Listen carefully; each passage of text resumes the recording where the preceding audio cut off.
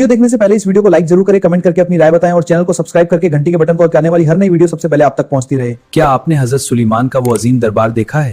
परिंदों और जानवरों का भरा हुआ दरबार। दरबार लगा मगर हुदहद परिंदा अपनी जगह से गायब था। हुदहद कहां है? अगर वजह ना बताई तो सजा मिलेगी। मैं एक बड़ी खबर लाया हूं। मुल्क सबा में एक मलका है जो बहुत बड़े मुल्क पर राज करती है। इस मलका के पास सोने और हीरों का एक अजीम तख्त है। अफसोस कि वो लोग अल्लाह को छोड़कर सूरज की पूजा करते हैं। हम देखते हैं कि तुम सच कह रहे हो या झूठ। आपने एक खत लिखा और हुदहद से कहा कि इसे ले जाओ।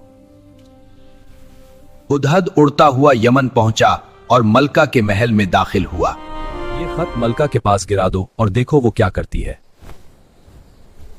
उसने वो खत मलका बल्कीस के सामने गिरा दिया।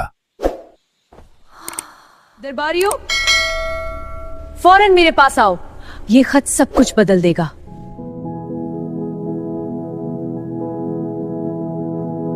मेरे सामने सरकशी न करो और फरमान बरदार बनकर आओ। सरदारों, बताओ अब हमें क्या करना चाहिए?